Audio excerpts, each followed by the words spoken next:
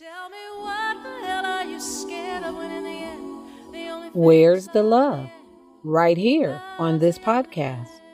Welcome to Love Drops, where your hosts and One Love ambassadors, Charles and Diane, will share love, hope, and inspirational topics taken from their journey and world events.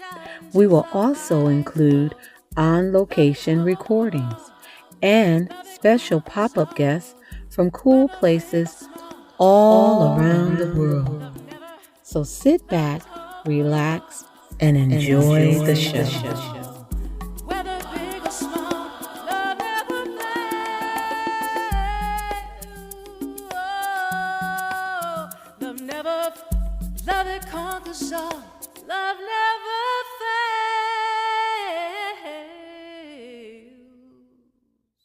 Welcome to another episode of a Love Drop podcast.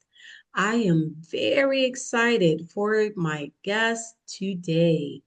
This beautiful woman was introduced to me by a mutual dear friend, Charity, and Charity could not say enough about this lady. She says, I want you two to meet.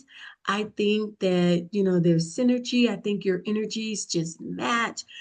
Oh my goodness, you guys would have an awesome conversation.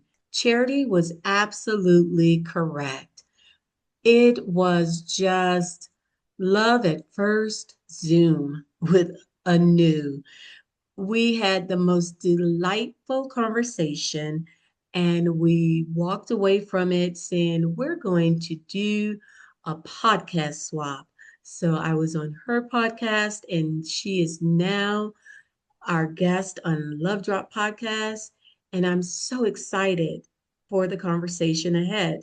So, without further ado, Anu Arora, you have the mic. Thank you.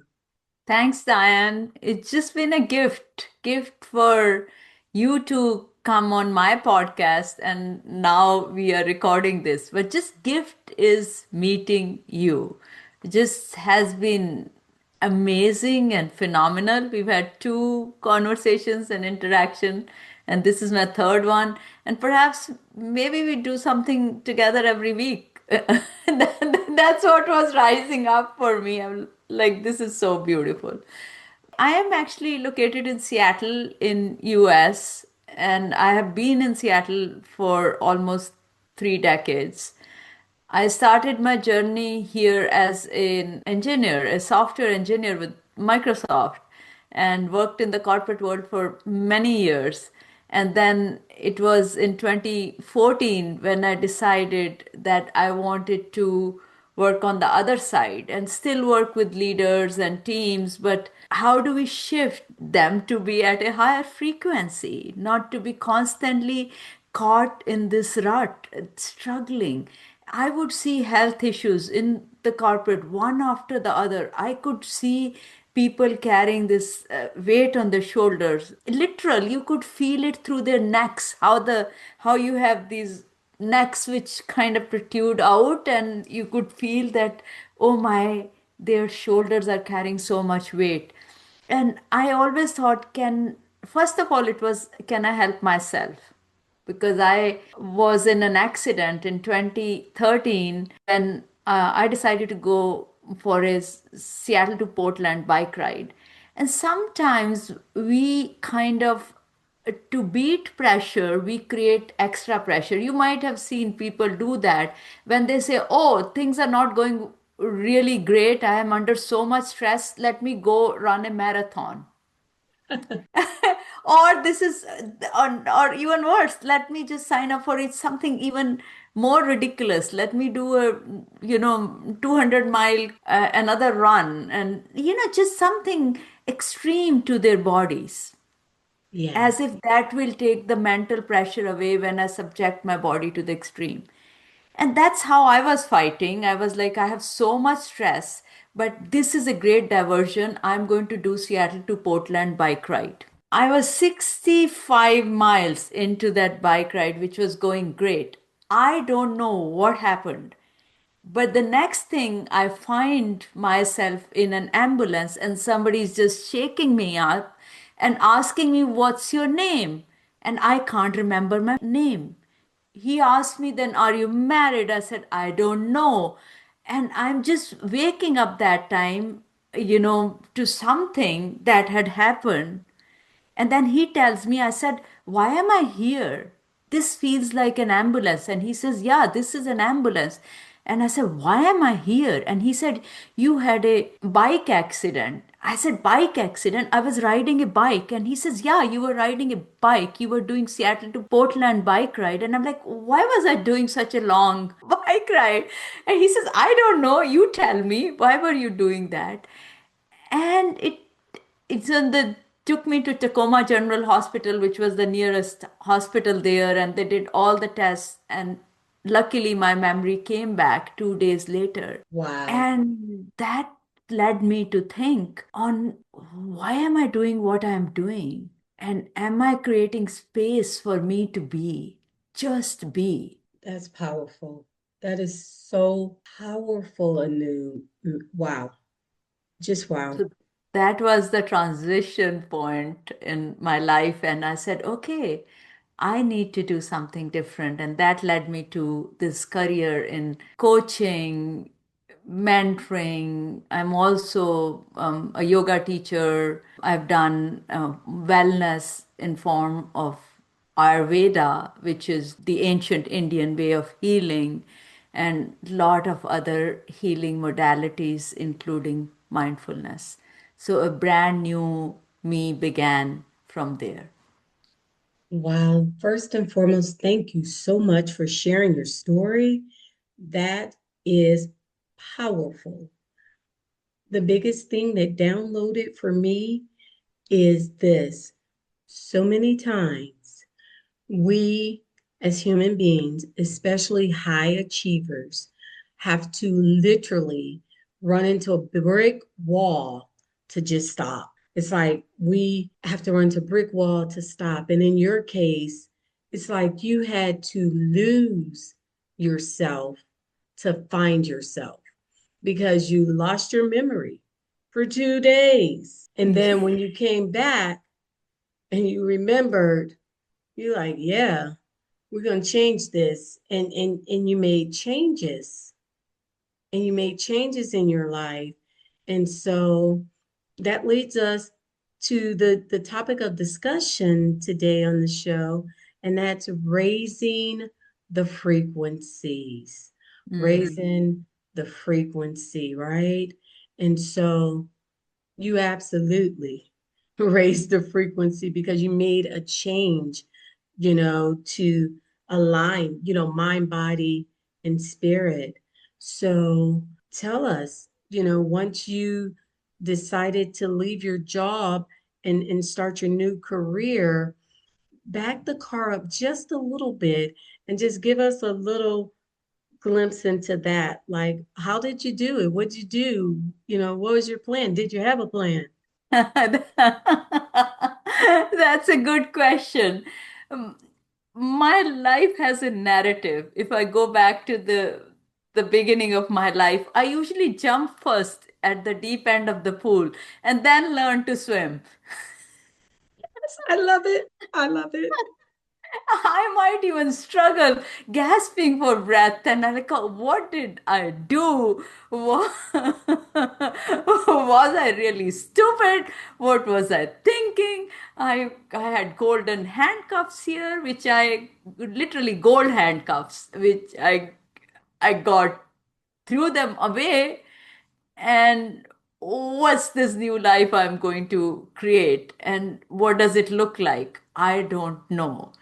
But also, there was just this trust in the divine, the universal energy. And I said, for the first time in my life, I am listening to myself. And there would be something greater than me that is going to support me in this process. And so that faith was deep. Hesitation was huge. There were times when the critic will be so loud, the inner critic, and would just sit with me and say, blah, blah, blah, blah, blah, blah, blah. And I'd say, shut up. Yes. I would literally have to reframe that. And I'd say, okay, I hear you, but you're going to rest here and start trusting me a little bit more. There is more to me than fear. There's more to me than driving towards something everybody thinks is good for me. Hmm. There's more to me than my mind always making up stories. I am more than my mind. And those were the three big realizations. Hmm. Okay. My question is this: what did the people around you say when you said, yep, I'm throwing these golden handcuffs, I'm throwing this, and I know what you mean by that. I'm taking this golden ticket that I have in this job and I'm throwing it out, or I'm exchanging it, or I'm upgrading it. What did the people say? So I was surrounded by high achievers and still have, large percentage of, in fact, now it's about half and half, where people who are vibrating at higher frequency, for whom love, compassion, heartfulness, connection, empathy are key drivers. So I'm connected with a lot of people like that and surrounded with that energy. That time I was mostly surrounded with this very high achievers, very driven people, and mostly first generation immigrants who came with the purpose of making it big in US. And I would hear people tell me this, some directly, some indirectly: has she lost her mind? And some would say, have you lost your mind? How are you walking away from this? There's some friends who stopped inviting us to the get-togethers because those were like people who had that clout, both working in the corporate, husband and wife, big achievers. So all that was going around me. So it's not that I was hugely supported from the outside. And that's another lesson that I learned during that time. When you decide to step into yourself, then trust yourself and your own strength and resilience. Yes, that is so true. I resonate with everything that you're saying.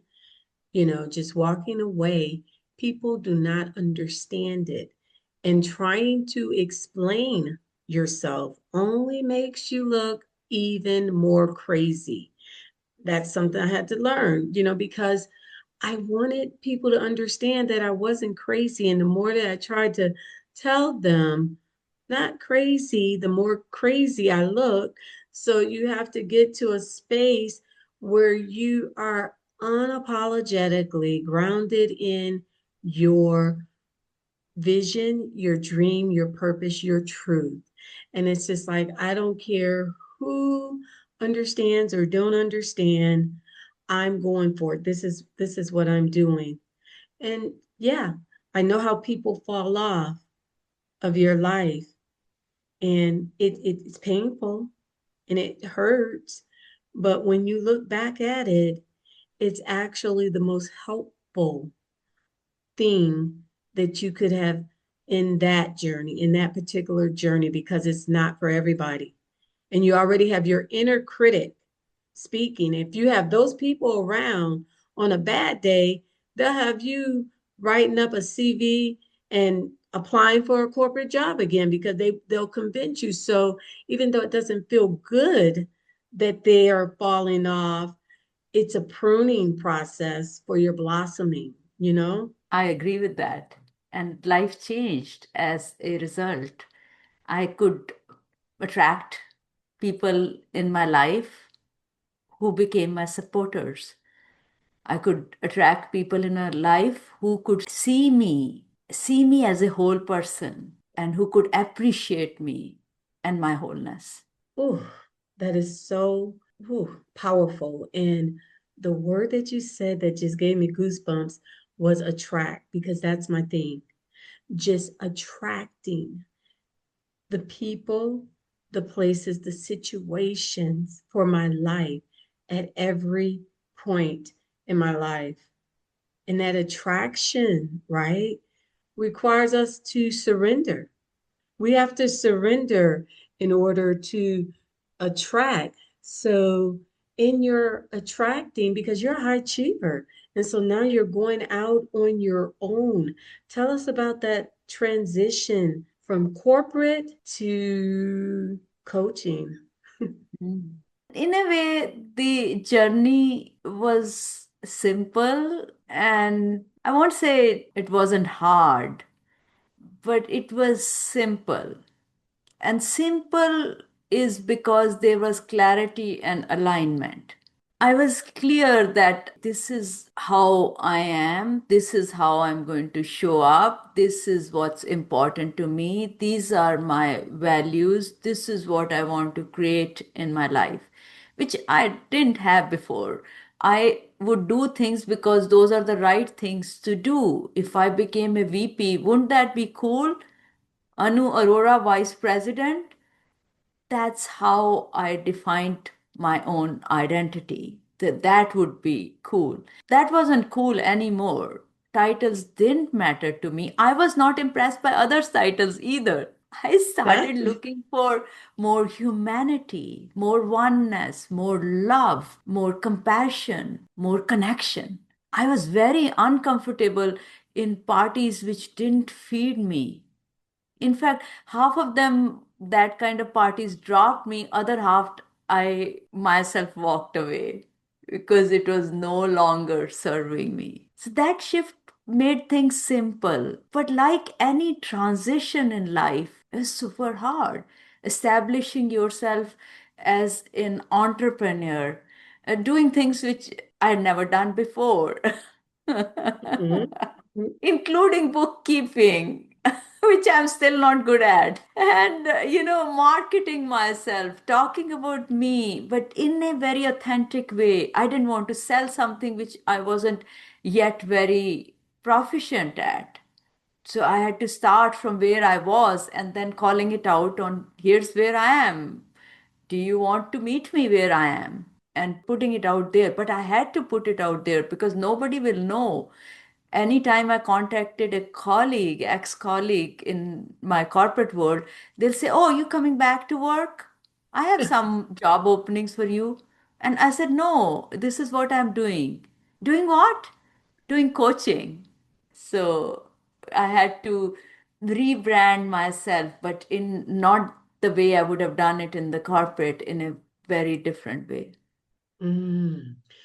With the virtual, that's one of the things from the pandemic, the COVID time, just made the world more virtually connected. Like people who never even heard of Zoom was now Zooming work, Zooming school. Zoom became, very popular. So I heard you speak about, just your former coworkers. They see the Anu, the corporate high achiever person. And sometimes it's hard for people who knew us when to see us now, right? Sometimes it's hard for them to make that shift. So I guess what I want you to elaborate on a little bit is in getting your clients, did you get much support from your corporate coworkers, or did you have to cast the net out into like the virtual world and maybe just get clients from all over the world and just make new human connections? You're so right, Diane, that shifting mindsets is harder. Casting a new net is better. So that was another aha for me that I'm not putting my energy in the right place by just going after the same people I knew and saying, I'm different now. I've transitioned, I have transformed. Here's how I've evolved. There's so much work I've done on myself. And here is how I am coaching others. And here are the certifications I've gained. There was some traction, but not like, oh, wow, we were waiting for this. Come on, Anu, good for you. Let's just get you going in this new field. No, so it was, reaching elsewhere, going to network events. I so much so that I joined the International Coach Federation and then served on their governing body for 5 years, including being the president for two, the Washington State chapter. Wow. And did that help with your business a lot? It helped to establish me as a coach. People started seeing me as a coach because I was very visible. But that's not a place to get clients, because that are coaches getting together and say, see me, I'm a coach. So we start seeing each other as a coach and we learn and grow. But it gave me confidence in my own skin that when I'm with other coaches, I am a coach. I have all the skills. Yes, I love that. And so here's a good one for you. So, coach, back, I want to say maybe you can take it back 15 years or so ago. The coaching was just kind of like coming on. And then you get to, like, say, the last 3 to 5 years. Now, everybody's a coach. Everybody's a coach. It's just like my mail lady, she's not my mail lady anymore. She's like, I'm a flower coach, and this and then, oh yeah, and I'm a toenail coach. Not to make light of it, but what I'm saying is it's just like everybody is coming out, and everybody is want to put on the coach's hat, right? So much so that some people started to get turned off from it. Some people started to rename it, rebrand, coaching. I'm going to call myself something else. My question is, what is your niche, your thing, your secret sauce without saying the secret sauce that just vibrates your light and attracts the clients to you? You point out, Diane, what's very prevalent in the industry. I see this all the time. You go on LinkedIn and say, change the job title, and they will call themselves a coach. And people are also now struggling as they are making a decision to hire a coach. Should I hire this person or not? So there's a lot of fake out there. Yes. For me, there are three aspects which make me unique. The first one is I consider coaching to be a holistic profession, a whole person coaching. You can't compartmentalize and say, okay, I am going to look at your work and we're going to get to your next level. You want to be a VP. Okay, let's work on that. And here's how we're going to work on that. No, let's look at you as a whole person and what is driving that ambition. And it could be that everything else in the life doesn't matter and we're going to still go and do it. But you have to be aware of everything around you as you go towards that goal. So, the whole person coaching, and that's how I talk to people during my chemistry meetings. I'm very clear to them that that's how I want to approach coaching, because my goal is not to leave a person in a burnout just because they came with that goal of let me get to the next level. And there is a little bit of a conflict in pure coaching sense. Coaching says let the client bring their own agenda and you follow their agenda. I would still follow their agenda, but I'll also help them see different perspectives to bring the wholeness into it. I love that. You bring in balance. Yes. The second aspect is that I believe fundamentally that we are all created as a whole person. We are all complete. There's a very beautiful Sanskrit hymn which I usually will chant and which goes like this: I am complete, you are complete, this universe is complete. If we take complete out of complete, complete remains. We are always complete. And if we go with that notion, Diane, then we are not looking at flaws. We are not looking at your weaknesses. We are not looking at what's missing. We are looking at how do we bring that completeness, which is just pure you, into fruition. Where have you left parts of you behind which make you complete? And why are they not showing up? Wow. Because over time, our demands of our world will create so many walls that we start to create so much of, we shrink. One is completeness is going away, and then to protect ourselves, to be safe in this world, which is going through a rapid change and not that good change. People are constantly looking at, how do I even become smaller and smaller in so many ways? I can focus on making money, but I can become small here. Right. So that's number two. So the wholeness. And the number three is my own work. My energy is something people should be able to feel. And if I haven't done the work, they don't feel the energy. If I'm coming from a shrunken place, to say I do whole person coaching and I help you see that you are complete is bullshit. True. True. And most people don't do that work. And for me, it's a constant work on myself. I devote a month a year in my own transformation and learning. Wow. Is it 1 month continuous, or do you just break it up over the course of the year? Sometimes I've done it as a month. I will go into a retreat in India and stay in an ashram for weeks together, or I will spread it through the year. But I've done I months at love it, that. a month at a time. I love that because then you can take that and incorporate it into what you're giving back.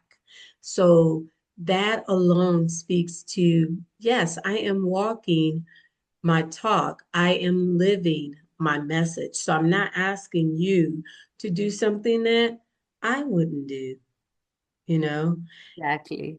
And I'll tell you this, your shoulders and head, I mean, there's just a brightness to you. And even though the listeners probably can't see it, but I'm sure they feel it.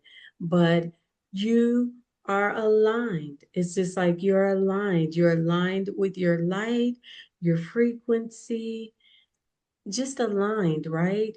So this is a good time to ask, what is your niche? Like your clients, what is your greatest pool of clients that you work with? I am mostly attracting. Again, the attraction comes in, right? It's the vibration you send out, and then based on that, you are attracting. And I'm mostly attracting people in their middle years, right? That's the biggest transition for women, is that perimenopause phase, mid 40s to 60s. And then men also have, they may not have call it menopause, but men also go through that transition during the same time, and they start questioning that am I driving too hard? Am I living my purpose? Am I spending time for my wife and children? What have I compromised? And so those questions come up. And there are a few of them, Diane, who would pause and say, I need help. The others will keep pushing it and keep going it and probably end up living their entire life. But I think something ignites in every single person during that transition time, is jolting them up and saying, wake up, there's more to life than this. And those are the clients that will come to me. So that's what I'm mostly attracting. So clients that are in at a point of transition, or just where you're at that big question, like what's next? Do I want to continue or do I want to change lanes? What's Exactly. next? And Right. especially big questions when they're questioning how they're operating and where do they want to go. I love that.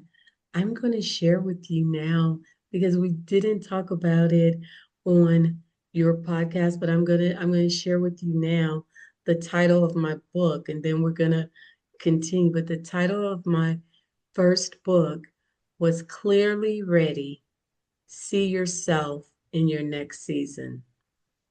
Wow. Wow. So this fits right in. Yes. Maybe that's the book I need to recommend. I'll read it first. Yeah, that's right. Clearly ready. See yourself in your next season, right? And it that's what it talks about. It talks about just those transitional things. But here's my question. What is a highlight from your choice of just leaving the corporate world and just starting your own business and following your call, following your purpose, raising your frequencies? What has been a highlight? I mean, just something that you're like, whoa. So a story comes to my mind. So I'm going to share that. 3 years ago, we decided, my husband and I, and few people joined us later, to do the Everest Base Camp. And I am not a seasoned hiker. I'm at best a casual hiker. When the weather is good and everything is perfect, I will go for a hike. But this kind of hike really required some serious preparation because you're going up to 19,000 odd feet altitude and it's over 10 days and you're hiking about 4 to 6 hours every single day non-stop, and altitude sickness is real.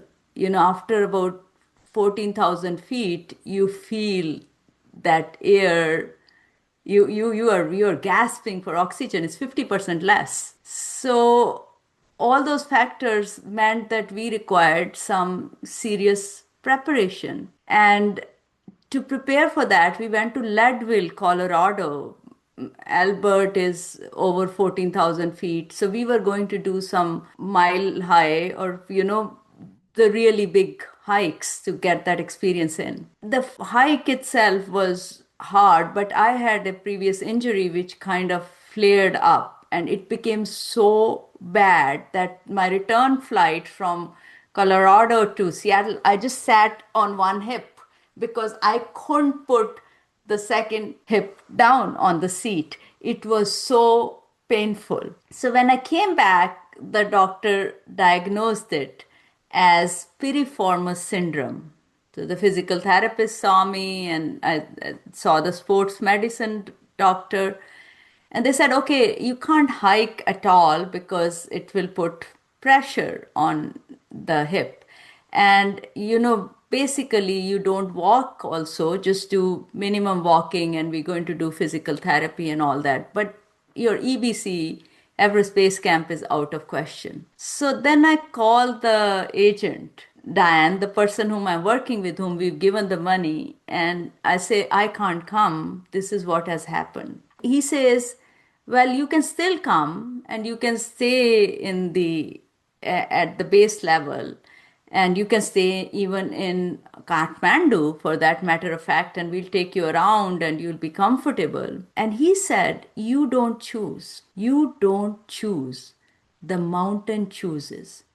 Here in Everest, the mountain decides whether you climb it or not. People think they come here to climb the mountain.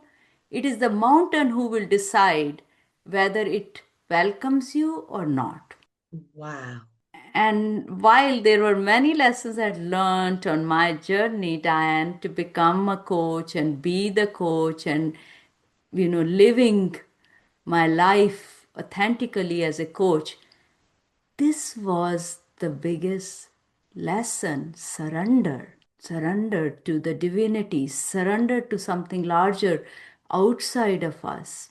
Wow. Wow. As I was listening to you, you started us out with the story where you were doing your bike ride. You're doing your bike ride from Seattle to Portland, and you're doing this marathon, right? And smack into it, here's the accident. You're in the ambulance, right?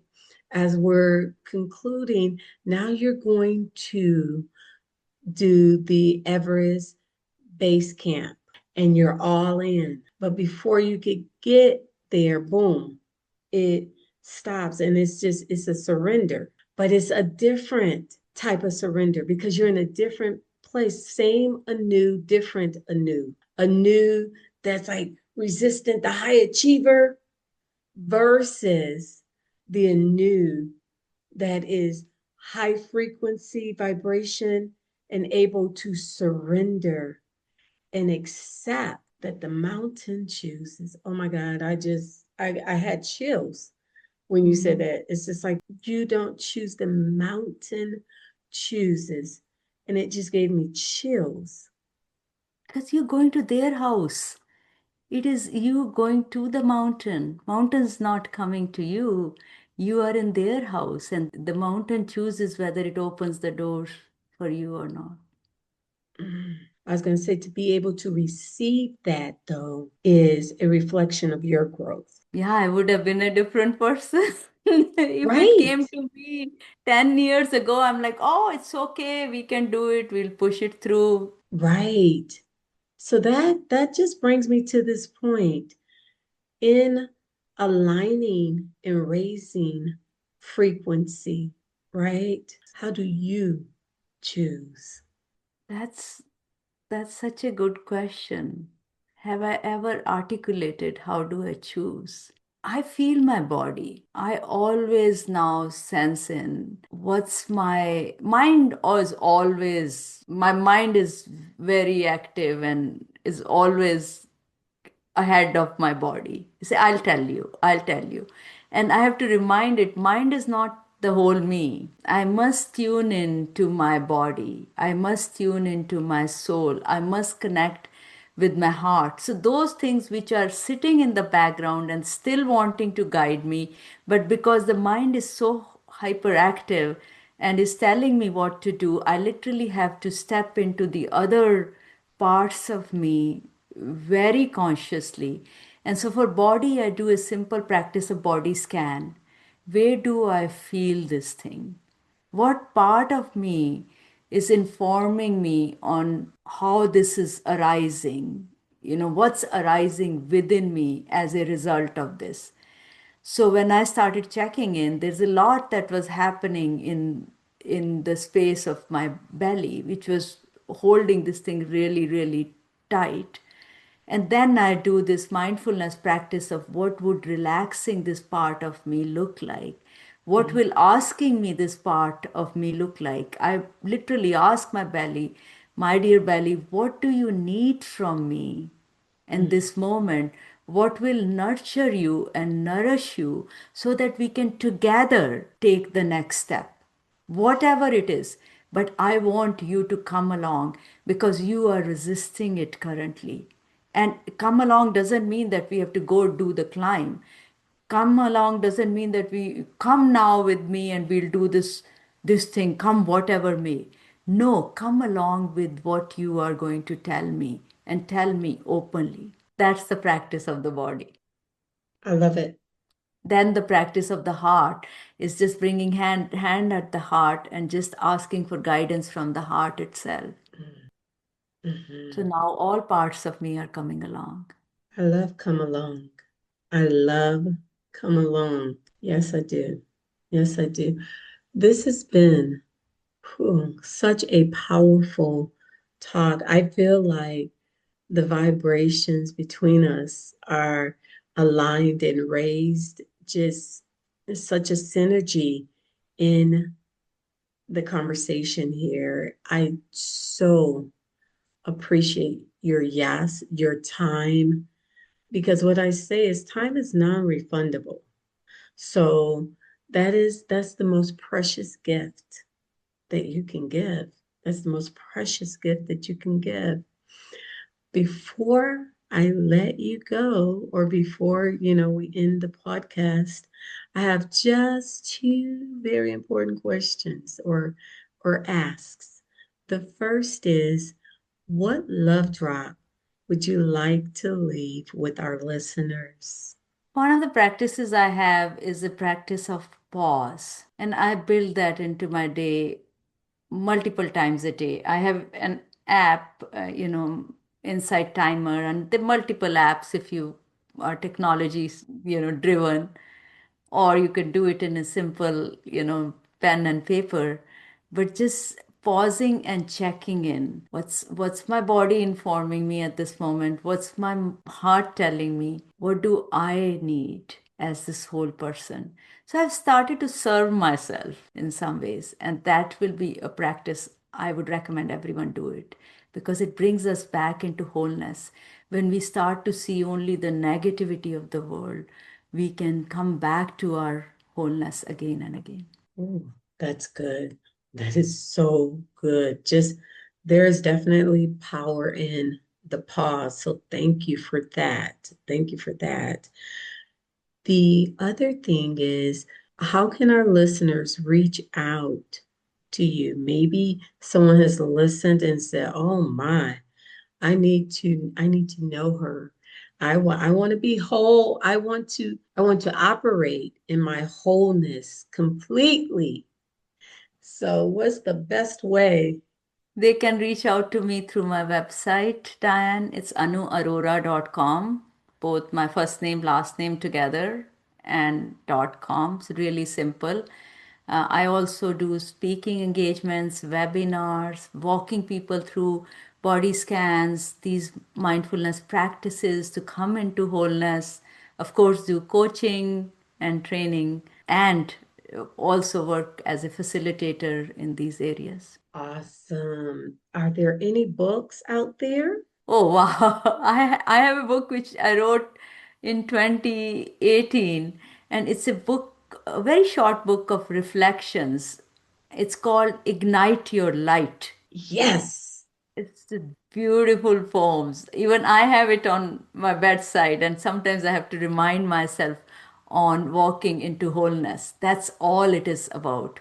There's a chapter on love, there's a chapter on compassion, there's chapter on overcoming fear, there's a chapter on, the critic, the inner critic. So there are multiple chapters in there which address all the things which sometimes come in the way of our wholeness, or can increase the frequency for us to step into that Oh, completely. wow.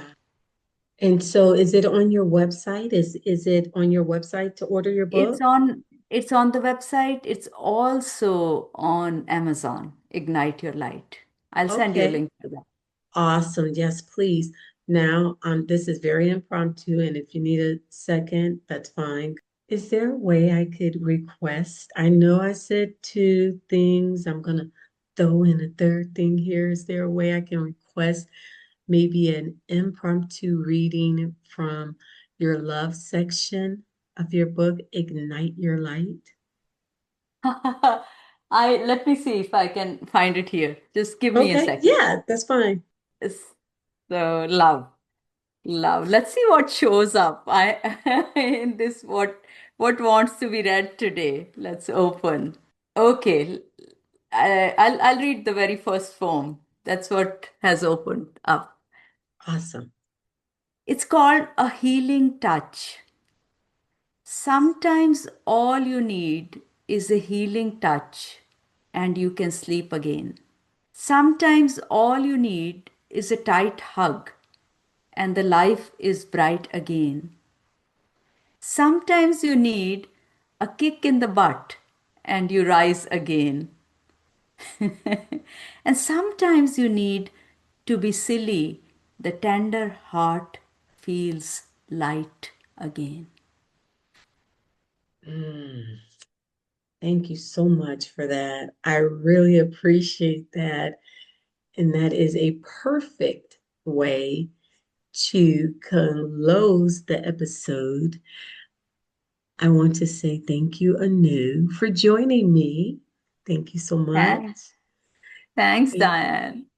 And for our listeners, you can get in touch with Anu. The link is in the bio to contact her and to just check out all of the light that she is offering to the world. All of her beautiful gifts, including the book Ignite Your Light, which she just read from. We'll have the link in there for that. So support it. It'll be a great gift. Great gift. And If it resonates, you can subscribe and share the Love Drop podcast. We appreciate that. And until next time, we say thanks for listening and one love. Never a second will I waste, never an opportunity to taste the sweetness of this life. Thank you for tuning in to the Love Drops podcast. Be sure to follow this podcast and share the love with everyone you know. Until next time, this is Charles and Diane signing off. One love. Love it conquers all, whether big or small. Love never fails. Oh, love it conquers all. Love never